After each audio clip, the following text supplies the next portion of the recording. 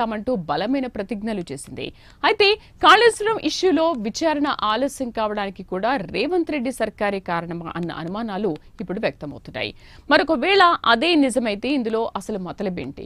PC Ghosh commission ఏమని ఆగ్రహం వ్యక్తం చేసింది? దీనిపైన ప్రైమ్ డిబేట్ లో మనం డిస్కస్ చేద్దాం. డిబేట్ లో మనతో పాటు పార్టిసిపేట్ చేస్తున్నారు అమర్నాథ్ సారంగుల బీజేపీ అధికార ప్రతినిధి, స్టూడియోలో ఉన్నారు శ్యాంప్రసాద్ రెడ్డి గారు, మాజీ చీఫ్ ఇంజనీర్, అలాగే బండారు రామ్మోహన్ రావు గారు, రాజకీయ విశ్లేషకులు. నమస్తే అండి అమర్నాథ్ గారు. నమస్తే అండి శ్యాంప్రసాద్ గారు, రామ్మోహన్ రావు గారు. నమస్తే రామ్మోహన్ గారు. ఏమంటారు? అసలు ఎంతో ప్రతిష్టాత్మకంగా ప్రారంభించి పూర్తి చేసిన ప్రాజెక్ట్ అది, కలల ప్రాజెక్టు. ఆ పార్టీకి అదే రాజకీయ భవిష్యత్ అవుతుందని కూడా అప్పట్లో చాలా ఊహించుకున్నారు. అండ్ కేసీఆర్ అది మానస పుత్రిక కూడా అన్నారు. అయితే ఇప్పుడు ఏంటి, అదే వాళ్ళ మెడకు చుట్టుకుంది అని అనుకోవచ్చా? మీ విశ్లేషణ ఏంటి దీనిపైన? విజయ్ గారు, మీకు ప్యానల్ నా పెద్దలు మిత్రులకు అందరికీ నమస్కారం. కాళేశ్వరం ప్రాజెక్ట్ ఒక అద్భుతమైన వరం అంటున్నాను స్పష్టంగా. ఎందుకంటే ఒక మాటలో బ్లాంకెట్ స్టేట్మెంట్ ఇవ్వను, కానీ లోపాలు ఉన్నాయి, అవినీతి ఉంది, ఇది వేరు. కానీ తెలంగాణ సమాజానికి నీళ్లు, నిధులు, నియామకాలు అనే విషయానికి వస్తే, నీళ్ల విషయంలో మన గతంలో సమైక్య పాలకులు చేసిన వాదనకు విరుద్ధంగా కిందికి పారే నీళ్లను పైకి తీసుకురావడంలో ఒక మంచి గొప్ప విప్లవం అంటున్నాను. కానీ కాళేశ్వరం ప్రాజెక్టు అనే బదులు దాని ప్రాజెక్ట్ అంటే మనకు ఒక నోషన్ ఉంటుంది. నాగార్జున ప్రాజెక్టు శ్యాంప్రసాద్ ప్రసాద్ రెడ్డి గారు ఉన్నారు, సాంకేతికంగా నాకన్నా బాగా తెలుసు. నేనేమో ఒక సామాజిక విశ్లేషకునిగా ఒక 4-5 సార్లు ప్రాజెక్టు సందర్శించిన వారికి చెప్తున్నాను. చాలా వరకు మన ప్యానెల్లోని మిత్రులు అందరూ విఘ్నులు కనుక చెప్తున్నాను. ఈ రాజకీయ విశ్లేషణ ఏమవుతుందంటే, చాలా వరకు టీఎంసీలకు క్యూసెక్ లో నీటికి విలువ తెలియని లెక్క తెలియని వాళ్ళు కూడా చేస్తున్నారు. దానివల్ల రాజకీయ విమర్శకు గురవుతున్నారు. వాస్తవాలు మాట్లాడుకుందాం మనం. శ్యాంప్రసాద్ రెడ్డి గారు నేను కూడా చాలా టీవీలో పాల్గొన్నాం. మేము ఇక్కడ ఏమవుతుందంటే, ప్రాజెక్ట్ అనగానే ఒక నోషన్ ఏముంటదంటే, శ్రీశైలం, నాగార్జున సాగర్, శ్రీరామ్ సాగర్, పాకరానంగం ఇట్లా ఒక నదికి అడ్డంగా కట్టగట్టి అటుపక్క ఇటుపక్క 2 కాలువలు తీస్తే నీళ్లు మారుతాయి. అప్పుడు ఏమంటే ప్రాజెక్ట్ అంటాం. అక్కడ ఒక్క పిల్లర్ టూగానే ఏం గుని మొత్తం ప్రాజెక్ట్ పనిచేయనట్టే లెక్క. అందుకే శ్రీశైలం దగ్గర ఒక పెద్ద గొయ్యి పడ్డది. ఆ గొయ్యి పూడ్చడం ఎట్లా అంటే, ఇప్పుడు ప్రాజెక్ట్ కట్టిన దానికి విలువ ఎక్కువైనట్టు చూస్తున్నాం. మనకు చాలా మంది నిపుణులు వస్తున్నారు, సర్వే చేస్తున్నారు. కానీ ప్రాజెక్ట్ కాదు, ఇది లిఫ్ట్ ఇరిగేషన్ స్కీమ్ అని దీని వరకు చెప్పాలంటే. ఒక ప్రాజెక్ట్ అంటే కేవలం ఒక దగ్గర కట్టగట్టి అటు ఇటు నీళ్లు. ఉదాహరణకు నారాయణ సాగర్ కు లాల్ బహదూర్ శాస్త్రి కెనాల్ ఎడమది, నెహ్రూ కెనాల్ కుడిది ఉంటుంది. ఇటు పక్క శ్రీరామ్ సాగర్, సరస్వతి కెనాల్ ఒక దిక్కు, కాకతీయ కెనాల్ ఒక దిక్కు ఉంటుంది. అంటే నీళ్లను అడ్డంగా కట్టి పాలించడం ప్రాజెక్ట్ అంటాం. ఇది ప్రాజెక్ట్ కాదు కదా. దీన్ని ఒకటేమో తమ్మిడిహెట్టి చేవెళ్ళ అంటే ప్రాణహిత చేవెళ్ళ అనే ప్రాజెక్ట్ మొదలుపెట్టి 16,000 కోట్ల నుంచి 35,000 కోట్ల దాకా అంచనాలు పెరిగి 2007లో ప్రారంభం చేస్తాం అనుకున్న దాన్ని 2014 దాకా ఆపి 2014లో ఇదంతా సిరిసిల్ల వేరే ఉన్నది. దీన్ని మనం ఏం చూడాలంటే, ప్రాణహిత అంటే ఫస్ట్ మనకు బ్యారేజ్ కి ఎక్కువ, డ్యామ్ కు తక్కువ. ఈ మాట అంటున్నాడు. ఎప్పుడు ఢిల్లీ ప్రభుత్వాన్ని పోలుస్తుంటాను. అది మున్సిపాలిటీ కన్నా ఎక్కువ, రాష్ట్ర ప్రభుత్వానికి తక్కువ. ముఖ్యమంత్రి ఉంటాడు కానీ అధికార పెద్దగా ఉండేది. ఇక్కడ అంతే, బ్యారేజ్ కి ఎక్కువ, డ్యామ్ కి తక్కువ. అట్లా 3 కట్టారు. మొట్టమొదటి మనకు మేడిగడ్డ పైన కన్నేపల్లి దగ్గర పంప్ హౌస్ పెట్టారు. అట్లాగే తర్వాత పైన అన్నారం బ్యారేజ్ నుంచి సుందిళ్ళ, ఇవి మాత్రం కొత్తగా బ్యారేజీలు వచ్చినాయి. అంతకుముందు తమ్మిడిహెట్టి దగ్గర ఏదైతే మనకు 152 మీటర్ల దగ్గర అంటే అది 145 కుదించుకోమన్నారు, 147 అన్నారు. మొత్తం మీద అక్కడ కాలేదు. దానివల్ల కొత్తగా మార్పులు ఏమంటే, బ్యారేజ్ అక్కడ కట్టే బదులు ఒక డ్యామ్ లాగా ప్రాణహిత తమ్మిడిహెట్టి దగ్గర కట్టే బదులు ఈ 3 బ్యారేజీలు అదనంగా పెరిగినాయి. దాని మీద ఉన్న ఎల్లంపల్లి ప్రాజెక్ట్ 19-20 టీఎంసీల నీళ్లు అది ఇదివరకు కాంగ్రెస్ హయాంలో పూర్తయింది. మిడుమానాన్ని కొట్టుకపోయిన అంతకుముందు కాంగ్రెస్ హయాంలో పూర్తయింది. అట్లాగే పైన శ్రీరామ్ సాగర్ నుంచి మొదలు పెడితే మనకు వరద కాలువ, కాకతీయ కాలువ ఇవన్నీ ఉన్నాయి కొత్త ఏరియా. అంటే రామ్మోహన్ గారు, ఇప్పుడు మీరు చెప్పేది అక్కడ కట్టిన ప్లేస్ కరెక్ట్ కాదు అంటారా? కాదు కానీ ఇప్పుడు మన నిపుణులం కాదు కదా, శ్యాంప్రసాద్ రెడ్డి గారు చెప్పాలి. నేను ఏమంటున్నానంటే, శ్రీదేవి గారు దీన్ని కొంచెం ప్రాజెక్ట్ అర్థం చేసుకుంటే అవినీతి ఏంటి అని చెప్తాను. నేను ఒక 5 నిమిషాలు టైం చేయాలి. నేను ఏమంటున్నా అంటే, ఎక్కడైతే పాత నేను చెప్పాను ఎల్లంపల్లి నుంచి పాత పైకి కాడే ప్రాజెక్ట్ నిజాం హయాంలో కట్టిండ్రు. శ్రీరామ్ సాగర్ నెహ్రూ శంకుస్థాపన చేస్తే 30 ఏళ్ళని పూర్తి కాదు, ఇప్పుడు 3 దేశం ఇప్పటికీ పూర్తి కాదు. కనుక నేనేమంటున్నా అంటే, అక్కడి నుంచి మిడుమానేరు నుంచి ఏదైతే వరద కాలువ ద్వారా మిడుమానేరు నుంచి అన్నపూర్ణ రిజర్వాయర్ కొత్తది, తర్వాత శ్రీరామ్ సాగర్ చిన్నదే కావచ్చు, 2-3 టీఎంసీలే కావచ్చు రిజర్వాయర్ కొత్తది. అట్లానే మల్లన్న సాగర్ చాలా పెద్దది, 50 టీఎంసీలు. ఆ తర్వాత కొండపోచమ్మ సాగర్ 15 టీఎంసీలు, అది 21 ప్లాన్ చేస్తే 15కి వచ్చింది. నేను ఈ 2 రిజర్వాయర్ల మధ్య భౌగోళికంగా ఉంటున్నవాడిని. నా ప్రాపర్ ప్రజ్ఞాపూర్. మాకు నడిగడ్డ అంటే ఆ నడిగడ్డ కాదు, మాది సిద్దిపేట, గజ్వెల్ ఈ ప్రాంతం అంతా ఎడారి వరకు చెప్పాలంటే నీళ్ళు లేని పరిస్థితి. దాన్ని బట్టి ఏమంటున్నా అంటే, ఇవన్నీ వచ్చినాయి కదా, ఇవన్నీ వచ్చిన క్రమంలో ఎన్ని పంప్ హౌస్లు ఉన్నాయి, ఎన్ని రిజర్వాయర్లు ఉన్నాయి, ఎన్ని సొరంగాలు ఉన్నాయి, ఇవన్నీ కలిపితే కాళేశ్వరము.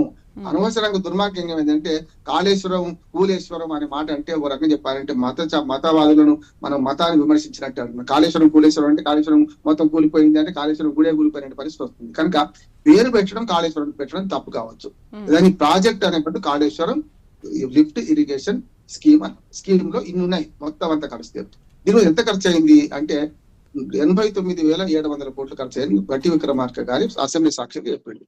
దాదాపు అన్ని లోన్లు తీసుకుని బ్యాంకులు రకరకాల లోన్లు తీసుకున్నారు, కార్పొరేషన్ ఏర్పాటు చేశారు. ఈ కాళేశ్వరం కార్పొరేషన్ కింద ఇంక్లూడింగ్ దక్షిణ తెలంగాణలోని కృష్ణా నది దాని మీద కూడా కొన్ని ప్రాజెక్టులకు అవసరమైన డబ్బులు కూడా సేకరించారు. 5-6 వేల కోట్లు దాని మీద ఖర్చు అయింది అంటున్నాడు.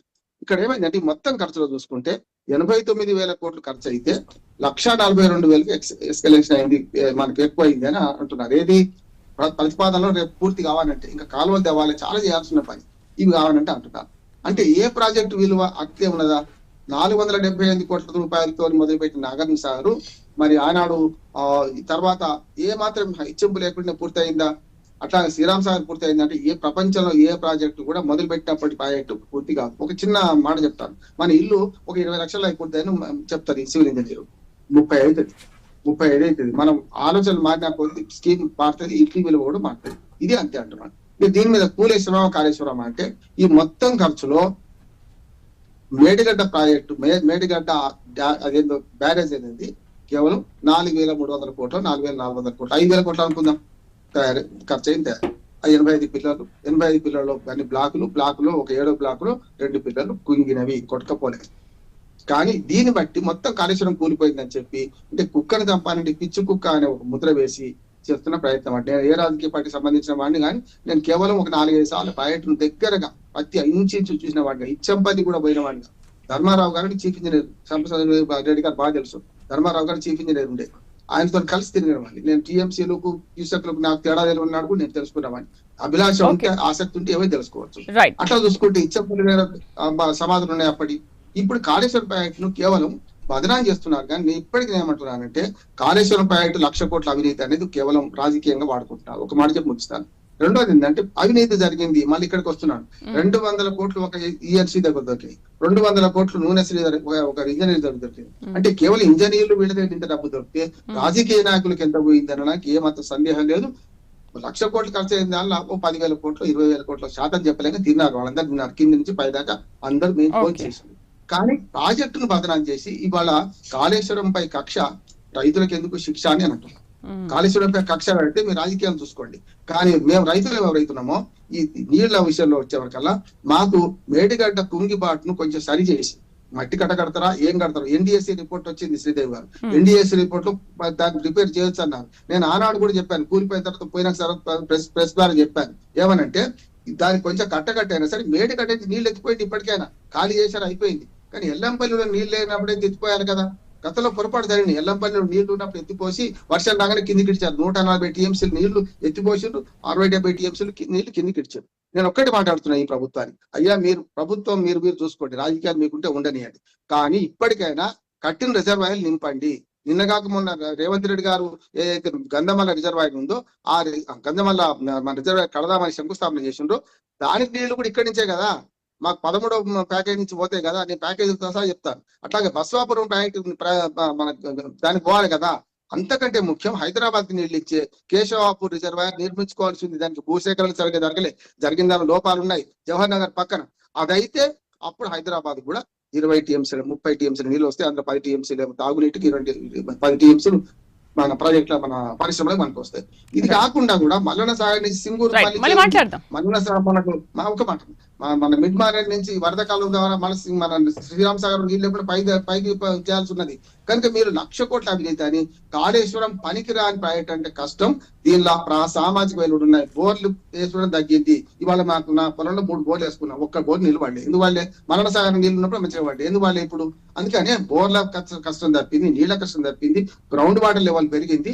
ఇది పాజిటివ్ గా చూడాలి. అవినీతి ఉన్నది, అహంకారం ఉన్నది, అవినీతి ఉన్నది, ఓడిపోయిన వాళ్ళు అది వేరు. కానీ ప్రాజెక్టు మీద కక్షను, కేసీఆర్ మీద కక్షను ప్రాజెక్టు మీద చూపించకండి. ప్రాజెక్టు సద్వినియోగం చేయండి, రైతులకు నీళ్లు ఇవ్వండి నా విజ్ఞప్తి.